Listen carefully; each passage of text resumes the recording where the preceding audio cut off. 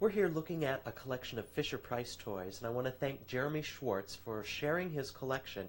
Now, you may recognize Fisher-Price as a large children's toy manufacturer, but did you know that they started in 1930? That it was Irving Price and Herman Fisher that got together the idea to do paper lithography on wooden toys. Now, one way you can date the toys is if you take a look, you can see here, these are all wooden wheels. Everything is wood, and you see the lithography on the coach, as well as the mail bags. Now, they made pieces with multiple parts, as well as animated features, because they wanted to entertain the children from the 1930s to the 1940s and through today. The pieces that are most desirable are pre-World War II. Those will have a higher price because during the war, production of toys, and that was in every area, production went down. Now, as time went on, I'll start over.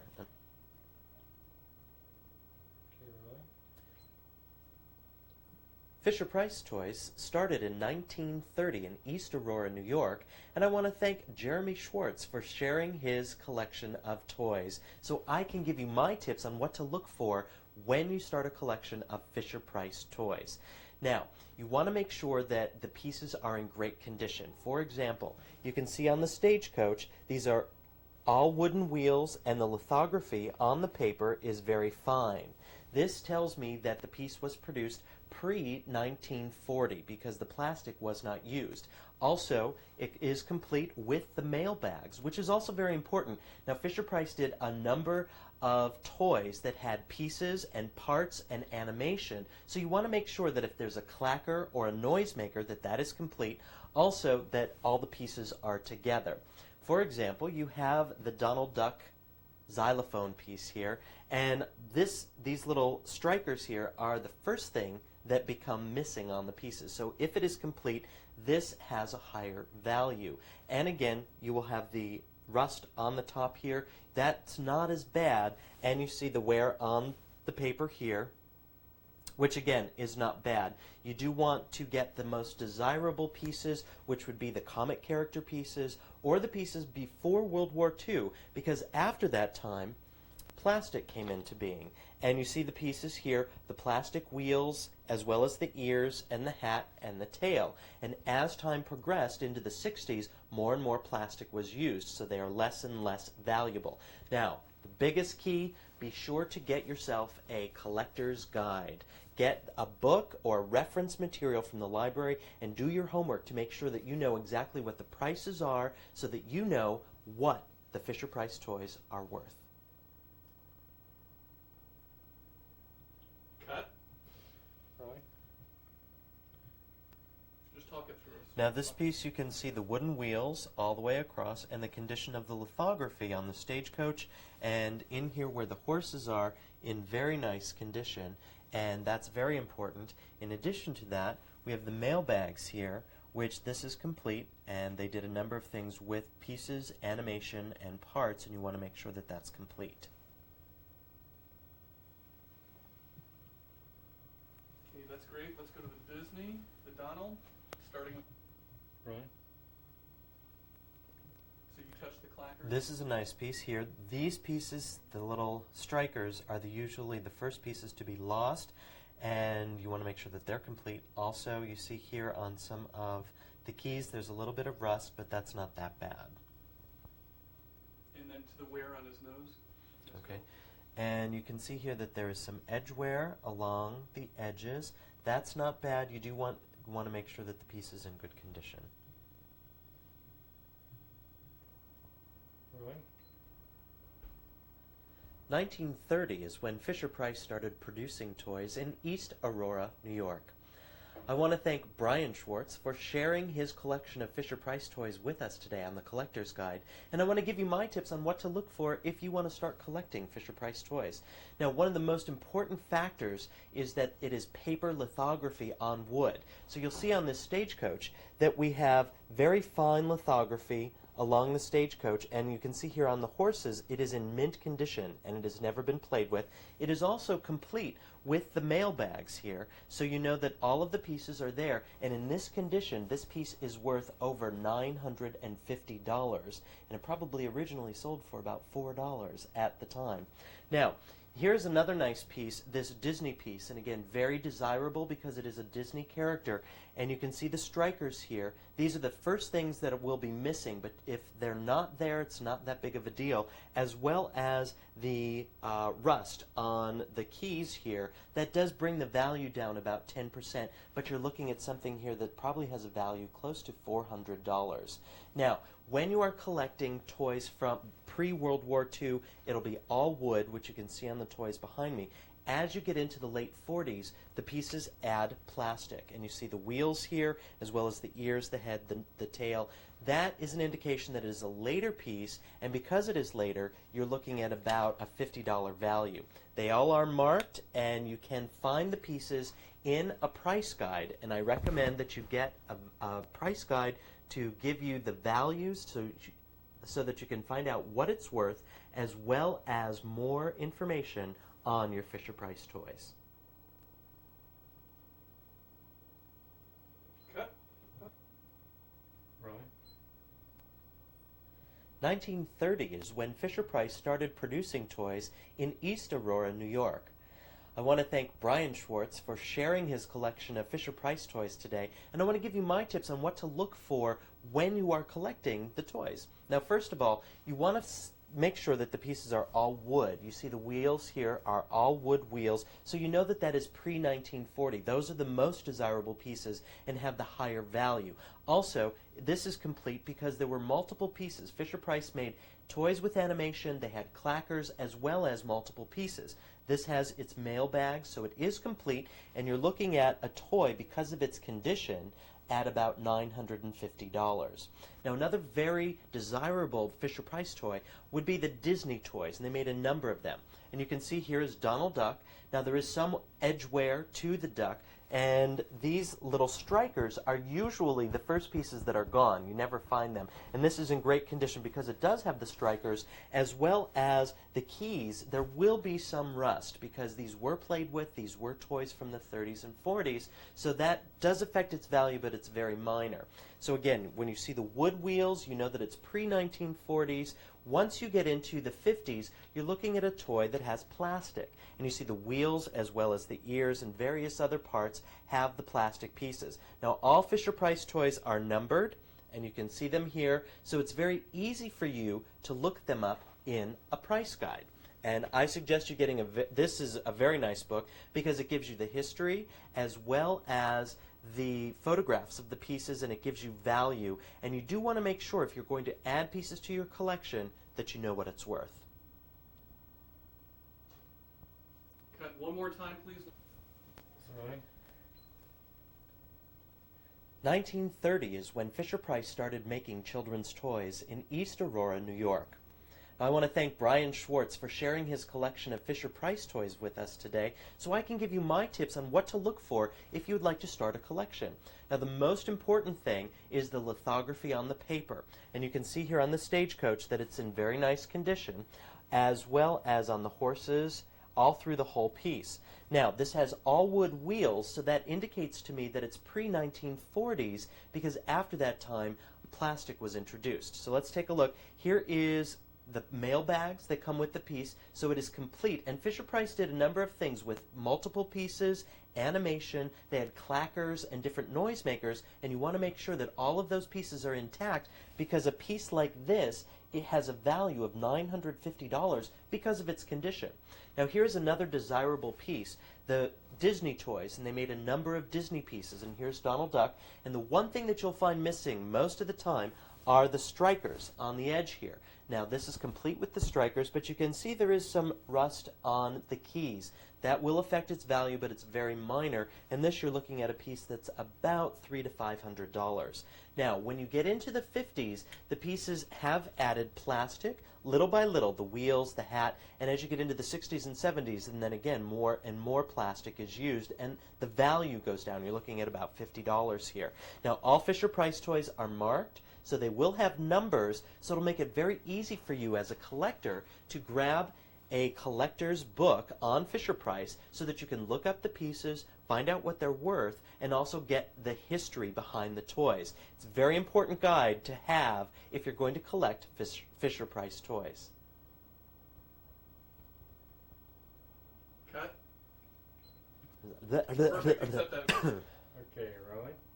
Now, all of the pieces are numbered, so it's very easy for you as a collector to do your homework and pick up the Fisher-Price Collector's Guide. All of the pieces are listed in there. It gives you a great history on the background of the collection, and more importantly, you'll find out exactly what that Fisher-Price toy is worth. Cut. Great. Okay, rolling. Talk about the toys baby All of the toys are numbered, so you can look these pieces up in a price guide, and it makes it easier for you to find out what the value is. Pull your hand away.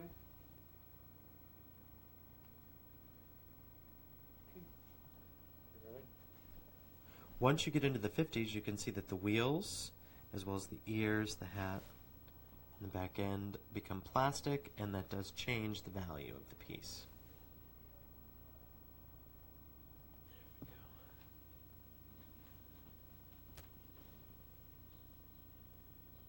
Actually, a good pan from right to left and back would be fine. That's good.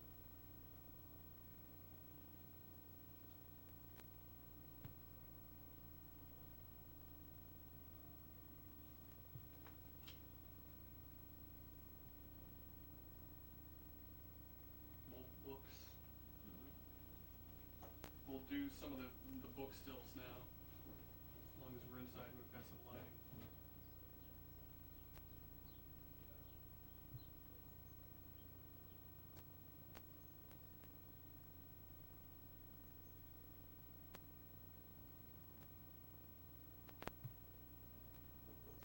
That's great.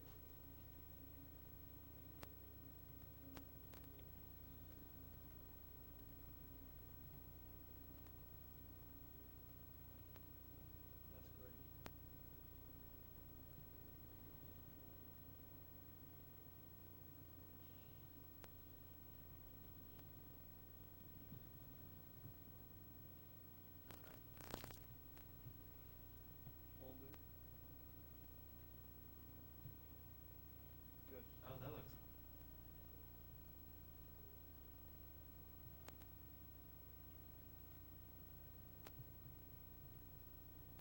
Make it a little slower.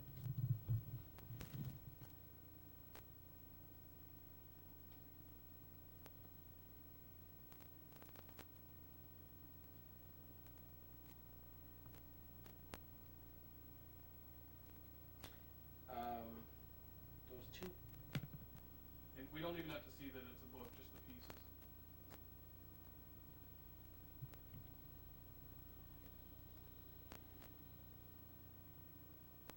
Yeah, that kind.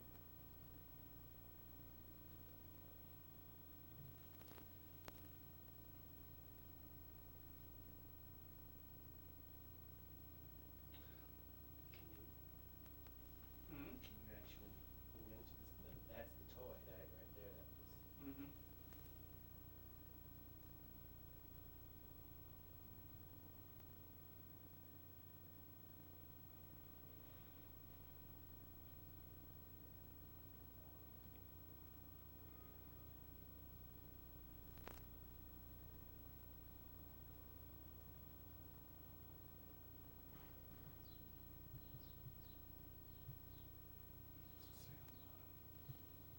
Hand down and show the bottom.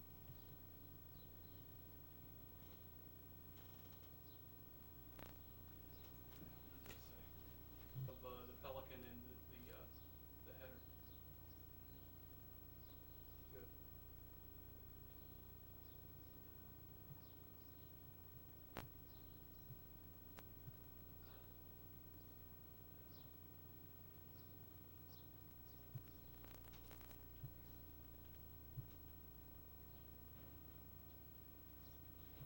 Wait a second. Then push into the pelican's face.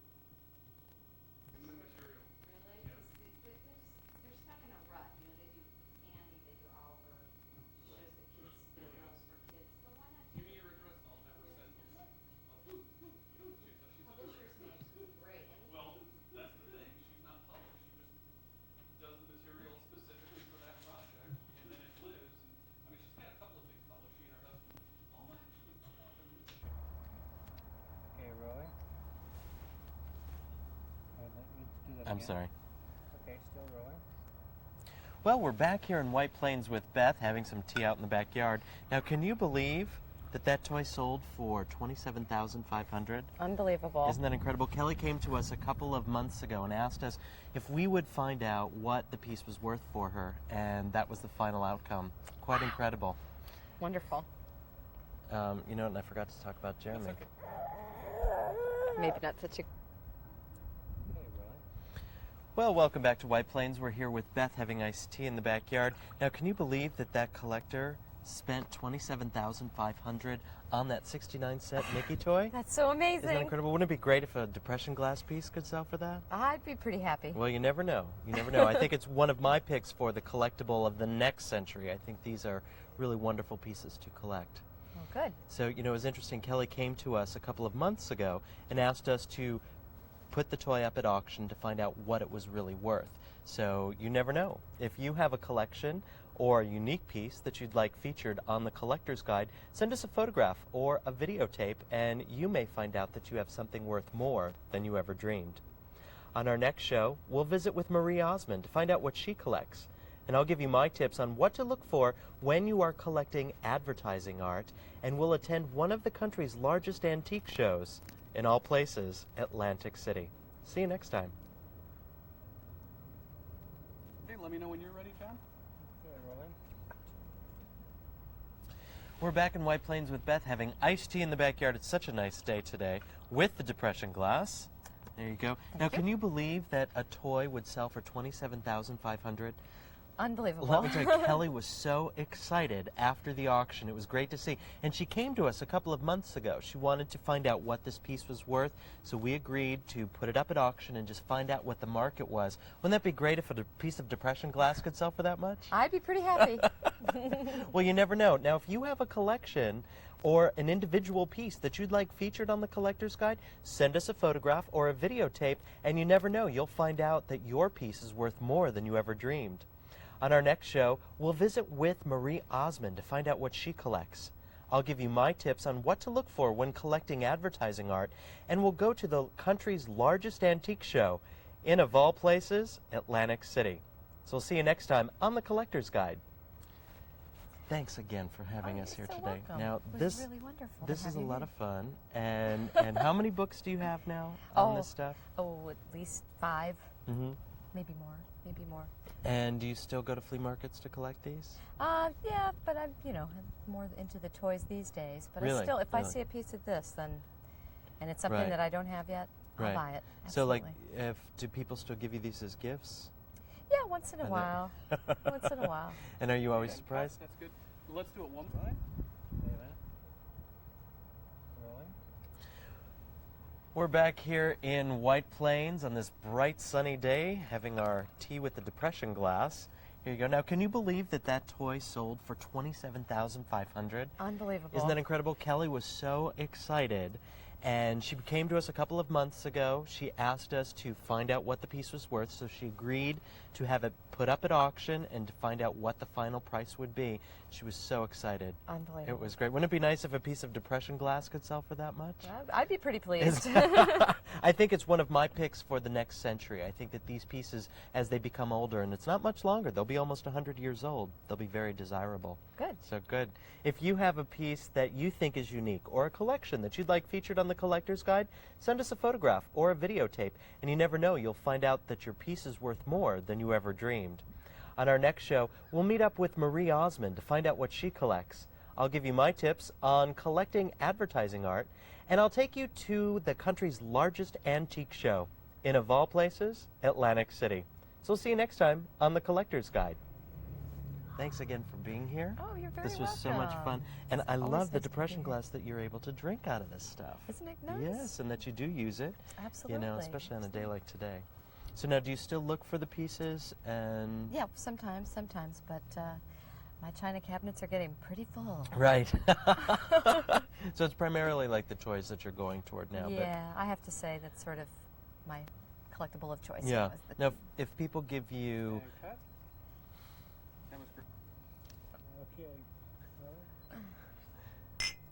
Congratulations again to Kelly for that toy that sold for $27,500. Can you believe that? Unbelievable. She was so excited. She came to us a couple of months ago. She wanted us to sell the piece for her, and she agreed to have it put up at auction, and it was a lot of fun to see what it finally sold for. Yeah.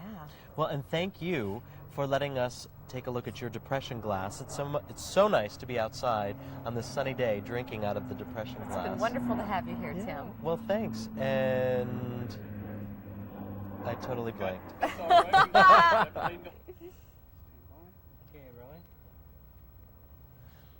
And congratulations to Kelly on $27,500. Can you believe that a toy would sell for that much? No. It's really incredible. She came to us a couple of months ago. She wanted to find out what the piece was worth, so she agreed to put it up for auction, and she paid 69 cents, or it had the original price tag. Her mother actually paid that, and it sold for that amount of money. Oh, she must have been thrilled. She was. She was very excited. Now, wouldn't it be great if these depression pieces could sell for that much? I'd be pretty pleased.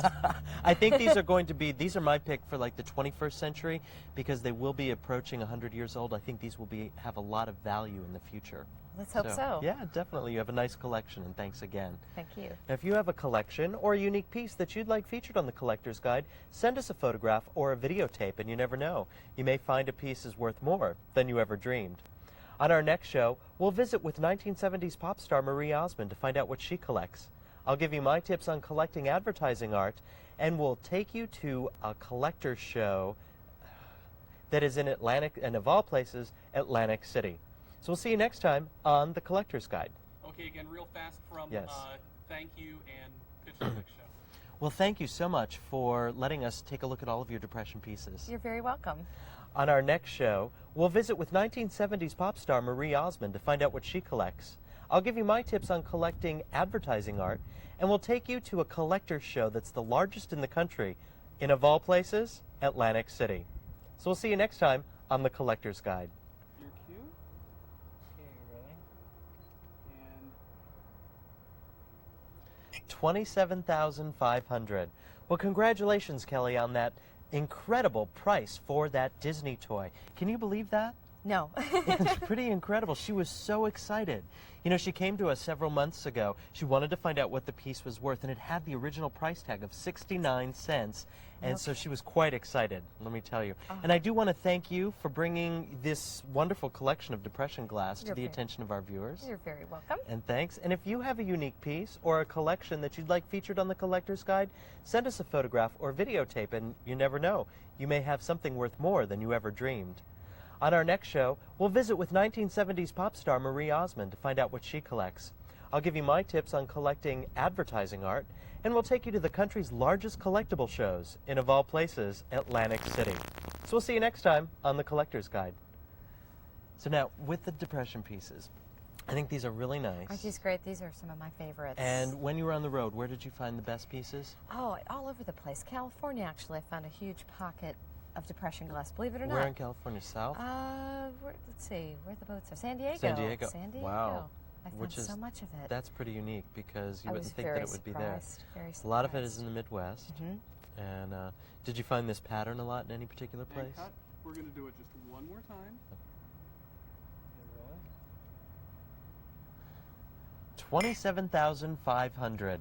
Congratulations, Kelly. That's an incredible price for a Disney toy. Can you believe that? No, I can't. Now, it was very exciting. It had the original price tag, 69 cents, and she brought it to us a couple months ago to find out exactly what the piece was worth. So she let us follow her to this auction. What an incredible price. Must have been very exciting for her. Wouldn't it be great if a piece of depression glass could bring that much, huh? I could deal with that. Well, you know, I think that this is my pick for the 21st century. I think that these really define an era, and I think in the next century, because these will be approaching 100 years old, these will have great potential in the years to come. Good. Yeah, you have a nice collection, so thank you so much. You're welcome. And if you have a collection or a unique piece that you'd like featured on the Collector's Guide, send us a photograph or a videotape. You never know, you may have something worth more than you had ever dreamed. Join us next week when we visit with 1970s pop star Marie Osmond to find out what she collects. I'll give you my tips on collecting advertising art, and we'll take you to the country's largest collectible show, in of all places, Atlantic City. So thanks for joining us here on the Collector's Guide. Now, Beth, tell me, where was the best place you found Collector collector's pieces? Oh, I guess it would be Ohio. That one dealer that I used to go to Oh, there really? in Clarendon, Southern? Ohio. Ah, Yeah, northern. She had the most. She had a shop of just depression Now, was that glass. near? It was beautiful. Where is that? I don't even know where that is. It's down near Amish country, right south of Madison, Mm-hmm. Mm-hmm. and south of Mentor too. You know where Chardon is? Yes. It's really close to Oh, Chardon. good. Good. Rolling. Depression glass was made in the 1920s through the 1950s, not just in one period. So when you hear the term depression, it was more than just the 1930s. Also, it's a very affordable collectible. It's something that you can find for a quarter at a flea market or all the way up to about $2,000 if you go to an antique mall. We're going to go take a look at Beth's collection so that she can show us more about her specific depression glass collection. Whoa. Cut. One more. Rolling. Depression glass was started in 1920 and was produced all the way through the 1950s, so it's not just made during one period, the 1930s, as the name implies. It's also a very affordable collectible. You can get pieces from a quarter all the way up to about $2,000. So why don't you come on in, let's take a look at Beth's collection and she can show us exactly what she collects. Okay, rolling. Depression glass started in 1920 and was produced all the way through the 1950s, so it's not just a collectible from the 1930s as the name suggests. It's also a wonderful collectible because you can get it for a quarter or as much as $2,000. Let's go take a look at what Beth has put together and her collection of depression glass. Stop. Rolling. Depression glass started in 1920 and was made all the way through the 1950s, so it's not just a collectible that was made, as its name suggests, in the 1930s. It's also a very affordable collectible. You can find it for 25 cents or as high as $2,000. Well, let's go take a look and see what Beth has put together so she can show us her collection. Stop.